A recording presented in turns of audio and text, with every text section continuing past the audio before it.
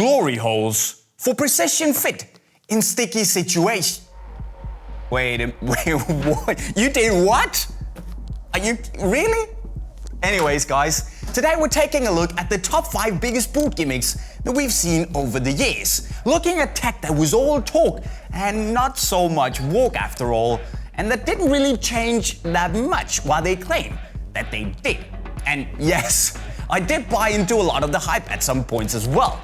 So let's take a walk of shame and look at the top 5 biggest boot tech gimmicks that we've ever seen.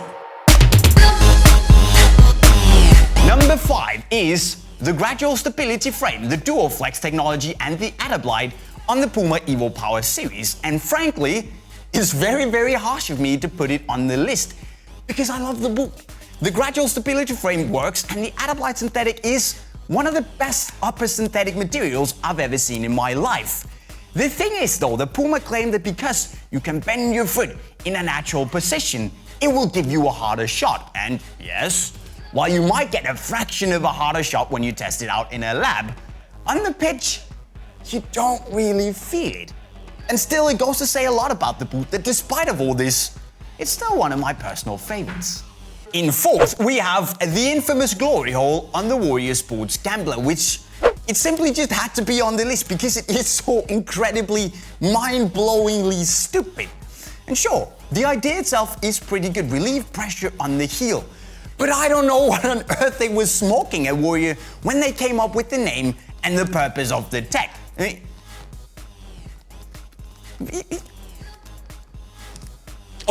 if you're watching this and you have absolutely no clue what a glory hole is, then just never mind the whole thing.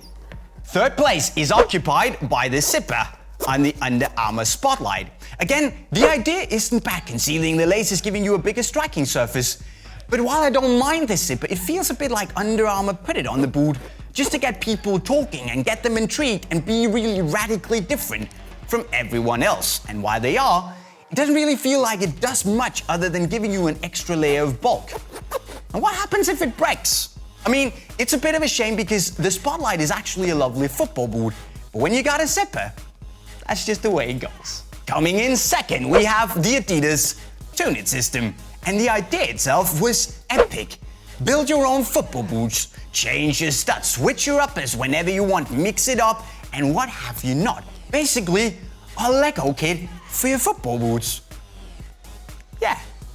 Problem was, it didn't really work. Outsoles sometimes snapped, the studs sometimes fell off, and in general the boots just weren't very good. And I think it goes to show a lot that Messi, who was the face of the Tunit, opted for the non-Tunit F30 version instead.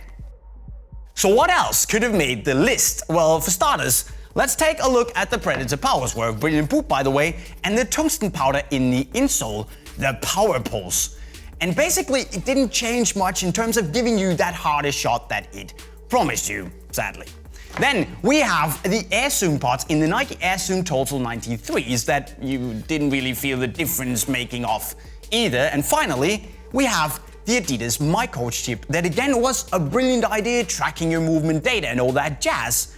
But it was a nightmare to get the chip to communicate with the app. And also, I have my doubts on the precision of the measurements. I mean, one time, wearing these boots by the way, it said that I was running at 36 kilometers an hour. I am a fast guy, I know that, but 36? Number 1 though is one of the most nonsensical things I've ever seen on a football boot. It is the Nike Sense studs on the Superfly 2 and the Superfly 3. Again, really great idea, just not so great execution.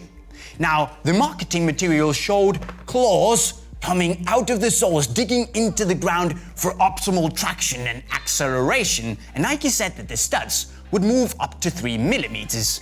In reality, I could barely get them to move a 1.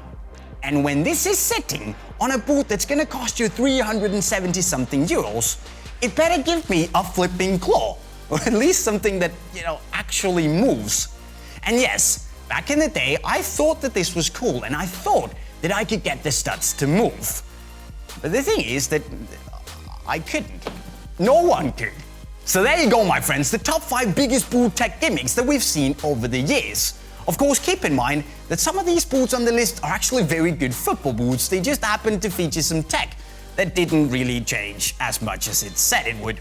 Now, I can also imagine that there are some of you guys out there that expected me to feature laceless technology and the dynamic fit color on the list as well. And yes, while they won't turn you into a better player, yes, they might have a few flaws, and yes, they might be very good marketing tools in building visibility and desirability, I actually also think that they add actual value to the playing experience, and thus I would say that they do their jobs well. But what is your take? Let's start a discussion in the comment section right down below. Let me know, let me know, let me know. And also, don't forget to check out our other cool top 5s now that you're at it by clicking down here. Don't forget to subscribe by clicking the green bubble up here. Leave me a thumbs up if you had a good time, and spread the word by sharing the video with your friends. And with that said, I'm signing off.